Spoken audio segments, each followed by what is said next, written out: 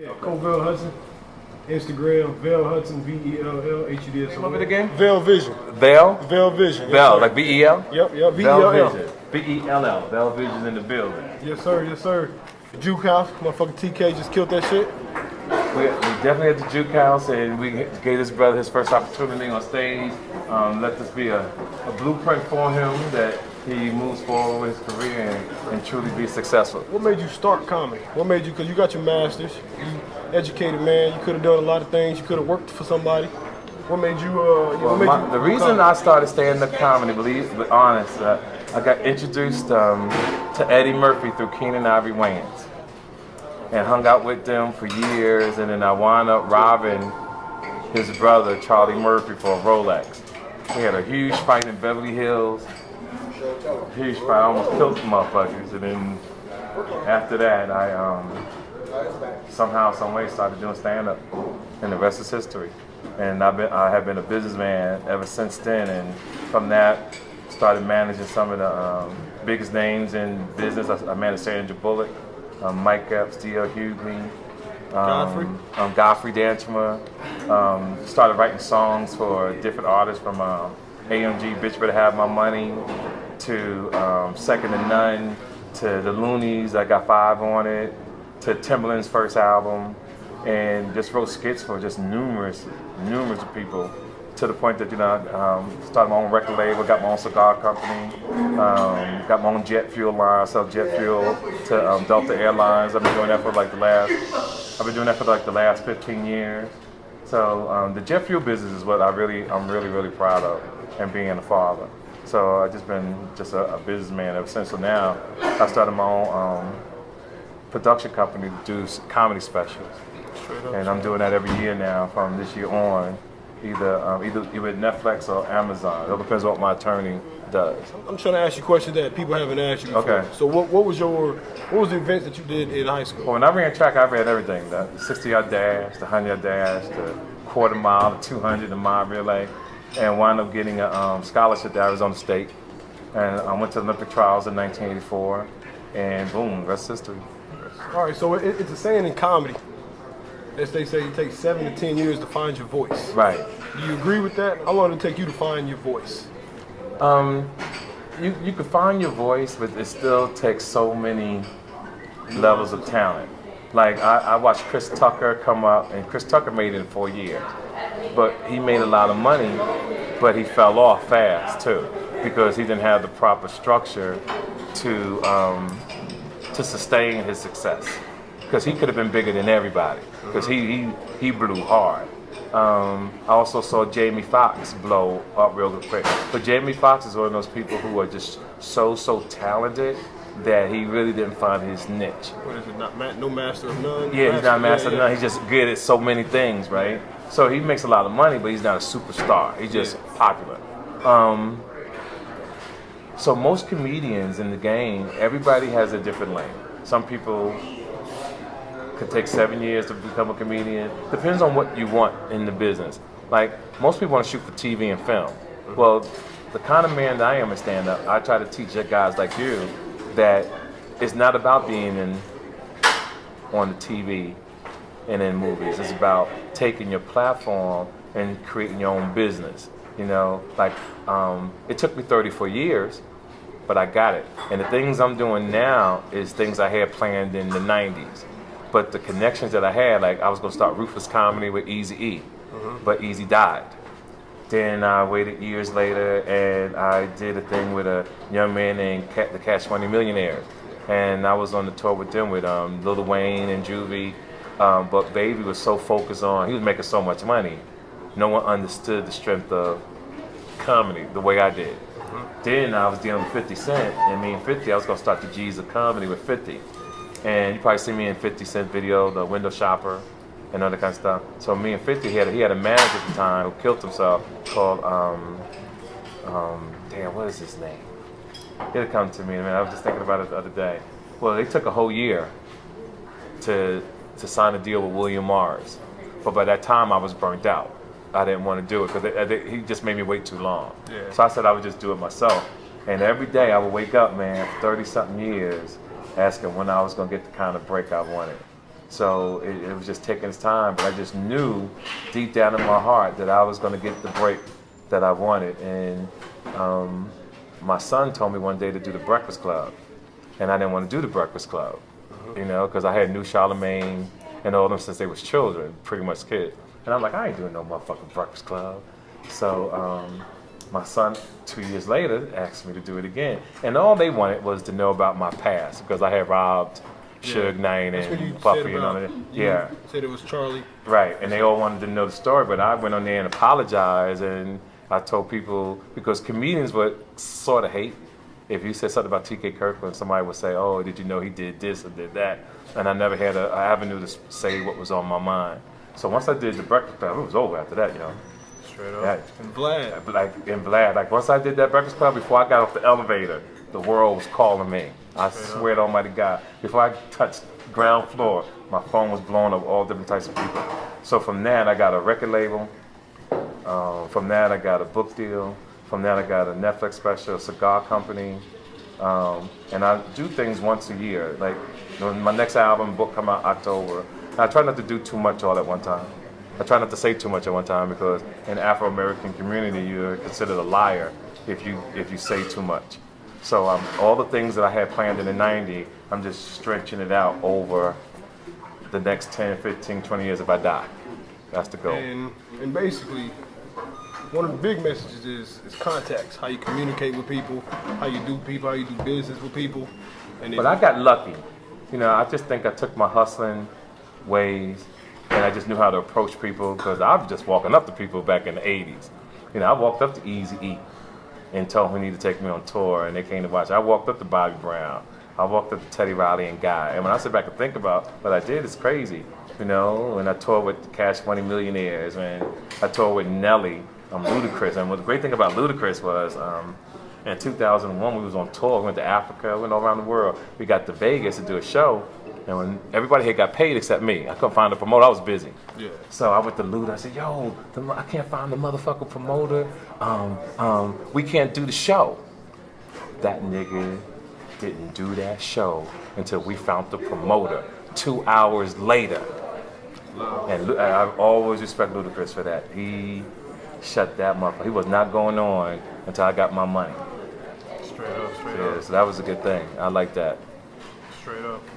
And I was listening to your podcast. You giving some game on podcasts. You were saying something like if you get up to 80,000 subscribers, yes, then you can make over $200,000. Yeah. A year. So what I try to teach people, because a lot of people think the podcast game is fun and it's all in games, but it's not. Yeah. You know, white America is making millions off it, and black people are doing it for fun. And you got to do this shit to make that money. Yeah. And it's $200,000 a year in the podcast business. And I want to turn people on to that, to start their own podcast, bust their ass to get their subscription up, and so that you guys can have an income. Like $200,000 a lot of motherfucking money. A lot of money.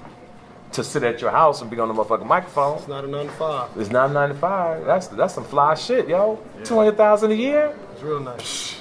I don't know about y'all, and I got no change and shit. I want more. I wanted to ask you a few questions about some shit that's happening right now. So what do you feel about Bill Cosby? Was he actually guilty, or was that the system trying to take down a man that, black man that, See, when the world talks, right, you hear Afro-Americans saying, oh, them crackers put down Bill Cosby or whatever. But Bill Cosby put himself in that situation. And I'm just at a point in my life, I ain't sugarcoating shit. They can't do nothing to you if you ain't doing nothing. Do you understand what I'm saying? Like, you ain't gonna get 60 women from different decades to agree on the same damn thing. They was all a victim of the same thing. And it's sad that happened to them, because I got daughters. Mm-hmm. I got a mama pad. You wouldn't want none of that to happen to your daughters or your mom, Now, if my mother or somebody or my daughters gave up some pussy because the nigga was smooth, you can't hate a motherfucker that. But if you put something in somebody's drink and they pass out, and they wake up naked and you talk about you fuck, they had sex and it's unconsensual. That's wrong. Grab the gun. So Bill Cosby, he put himself in that situation, and it goes to show you that They ain't playing. They ain't playing. And I think it's good that women are standing up trying to speak. I think 30 years is a long time, but this girl's not 30 years.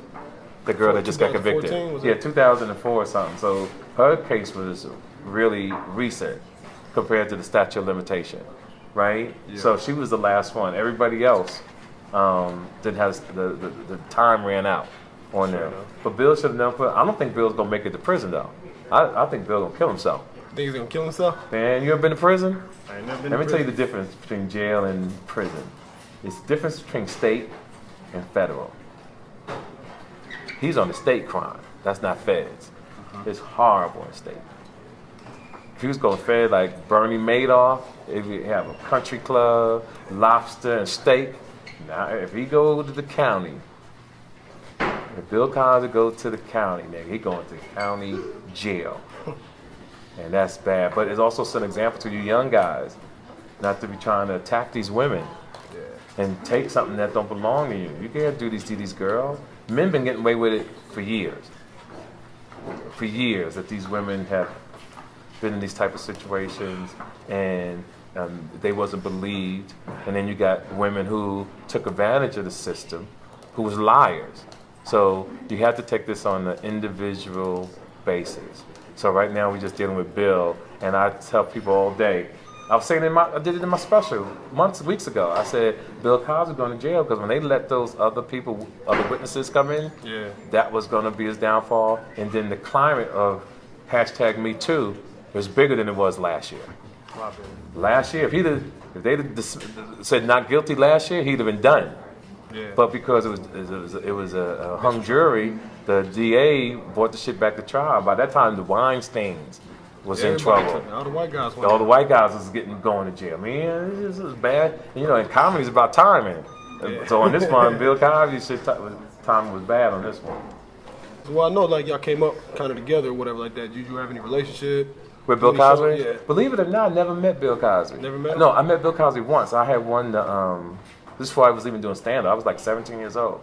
I met him at the Melrose games at Madison Square Garden when I had just won the championship there, and he was in the audience. And I was so egotistical, I felt like he should ask me for my autograph that day.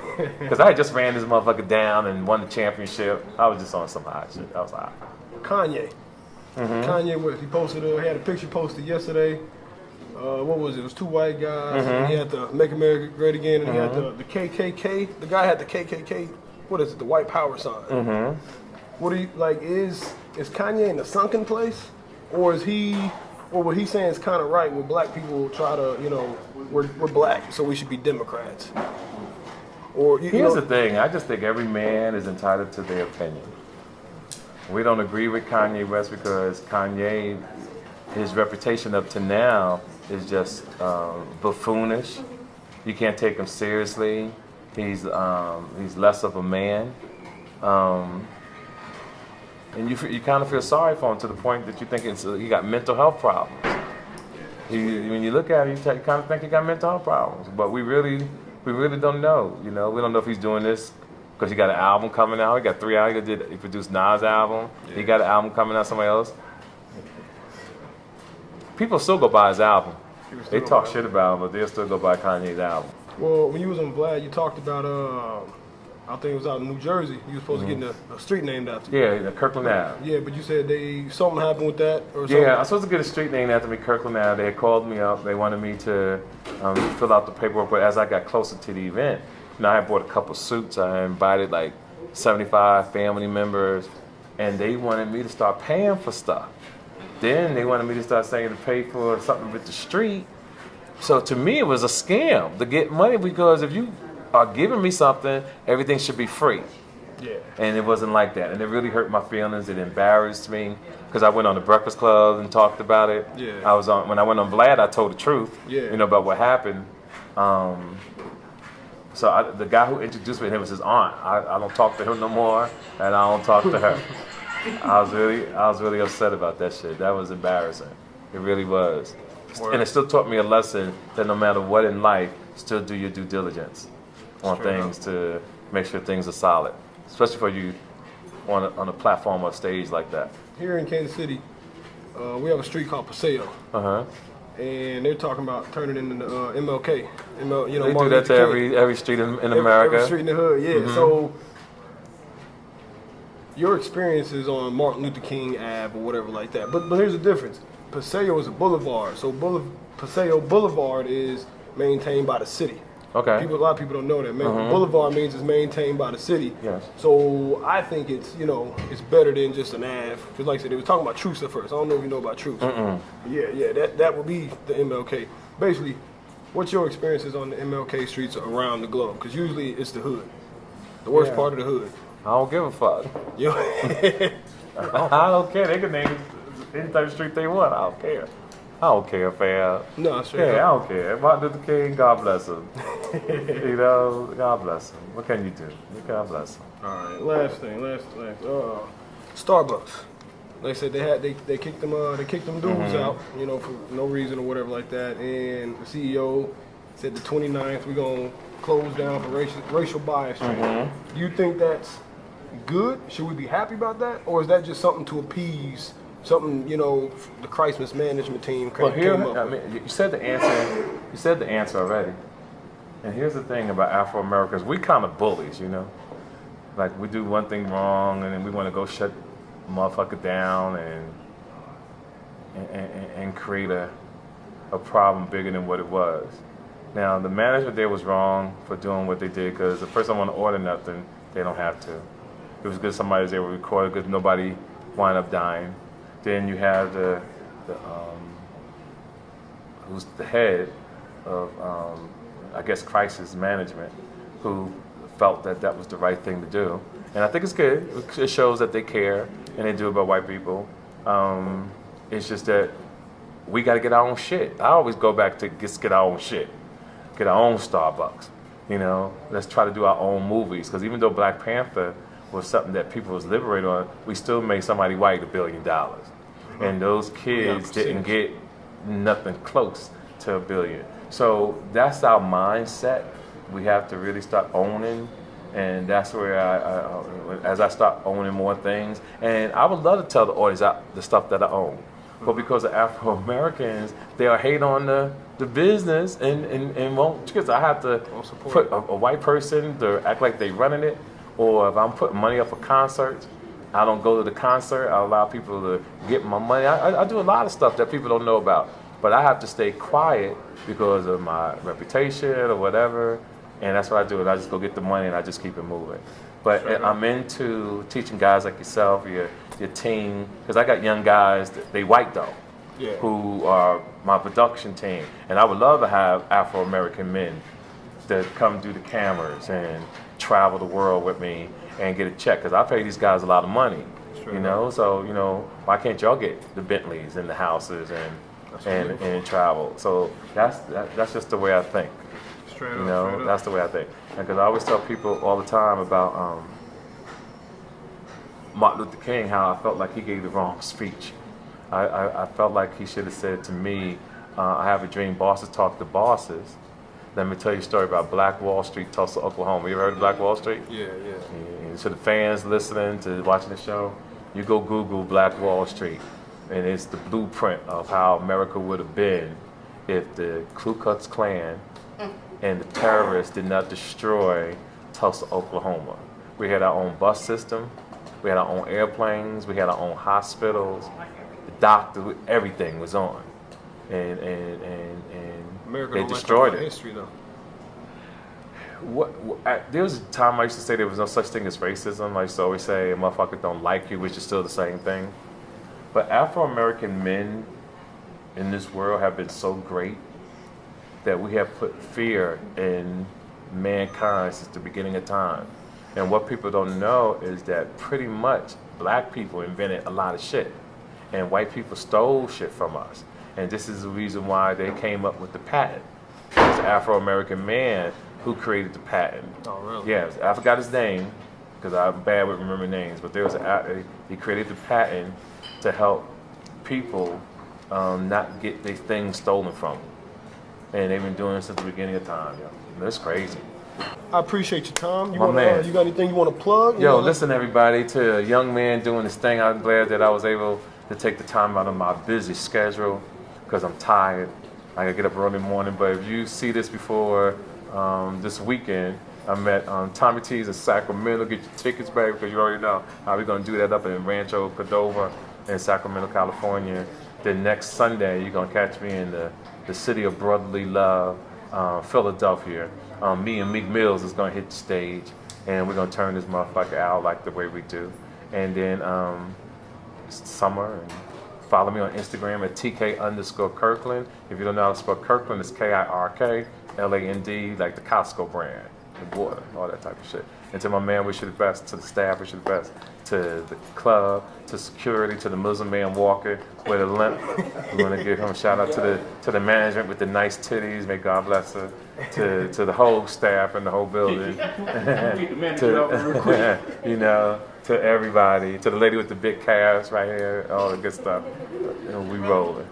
Owner of the Juke House. Yeah. We have the KC Juke House. 17. Oh, and it's the Juke House. I keep saying Juke. I said jukebox. I said jukebox too. Somebody correct me on that. 1700 East 18th Street. Believe it or not, I used to come back here all the way when Andre Rison used to play. Okay. For Kansas. Me and Andre Rison was real tight. So I used to come up and stay at his mansion and all that kind of stuff. But one of my greatest moments here, I could say this, I was on the Rough Rider Cash Money tour. Okay. When we came through.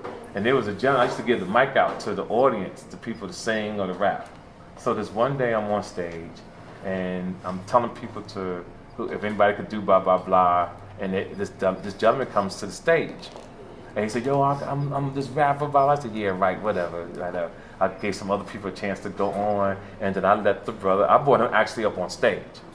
He took the mic from me, and on his first words, I only saw this once. It's when I was before I met Eazy-E. And Eazy-E dropped a song at the Forum with Bobby Brown. It was a Bobby Brown Tina Marie concert, and 18,000 people went crazy.